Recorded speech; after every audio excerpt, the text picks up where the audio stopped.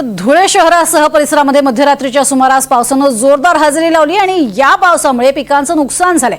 दादर या ठिकाणचा मका, हरभरा, कपाशी या पिकांना प्रचंड फटका बसलेला आहे आणि पिकं अक्षरशः जमीनदोस्त झाली आहेत। पावसामुळे झालेल्या नुकसानीचा फटका शेतकऱ्यांना प्रचंड प्रमाणात बसलेला आहे। हातातोंडाशी आलेला घासच हिरावला गेलाय, त्यामुळे शेतकऱ्यांची चिंता वाढली आहे। या नुकसानीचे पंचनामे करण्यास प्रशासनाचा एकही अधिकारी या ठिकाणी शेतकऱ्यांच्या बांधावर आलेला नाहीये।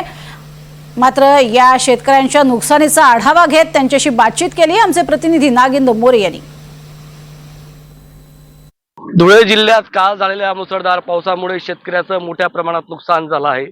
धुळे तालुक्यातील मी सध्या आर्णी शिवारात आपण उभा आहोत आणि आपण पाहू शकतो की या आर्णी शिवारामध्ये मक्याचा हातातोंडाशी आलेला जो घास आहे तो निसर्गाची आहे या काल रात्री झालेल्या मुसळधार पावसामुळे हिरावून गेलेला आहे। यामुळे शेतकऱ्याने जो काही लाखो रुपये खर्च करून या ठिकाणी जो मका लावला होता आणि तो आता बाजारात विक्रीसाठी जाणार होता आणि तो काढून ठेवलेला होता।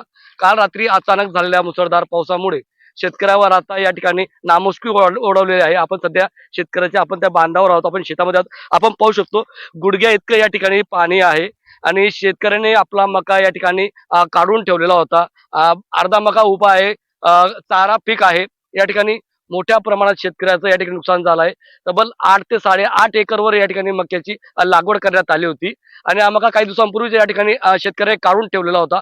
आता फक्त तो ट्रक मध्ये भरून मार्केटमध्ये घेऊन जाण्याची वाट या ठिकाणी शेतकरी बघतात।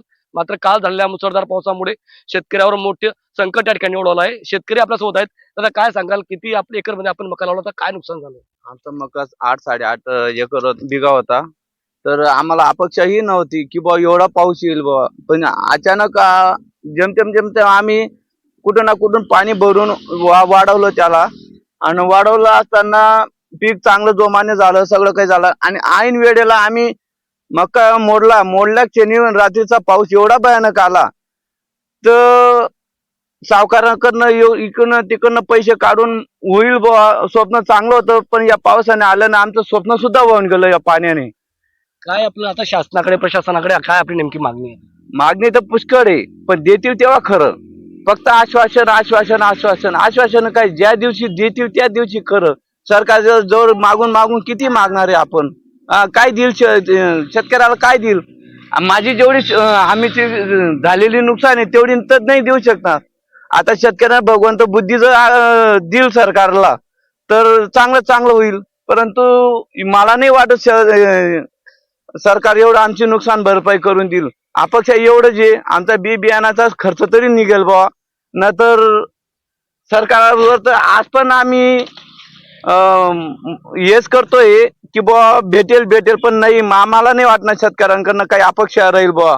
आणि जर वाटेल तर शेतकऱ्यांसाठी काहीतरी सरकारने करून दाखवावं। कामापेक्षा आम्हाला काहीतरी मोबदला त्यांनी सरकारने अपेक्षा आहे आम्हाला। काय करता आता? नक्कीच आपण पाहिलं या ठिकाणी शेतकऱ्याच्या व्यथा। या ठिकाणी आपलं स्वप्न आता कुठेतरी या मका विकून आपलं स्वप्न पूर्ण होणार होतं, मात्र या आलेल्या पावसामुळे या ठिकाणी शेतकऱ्याचं या पावसासोबत स्वप्न देखील वाहून गेल्याची प्रतिक्रिया शेतकऱ्यांनी या ठिकाणी व्यक्त केली आहे। NDTV मराठीसाठी नागिंद मोरे, धुळे।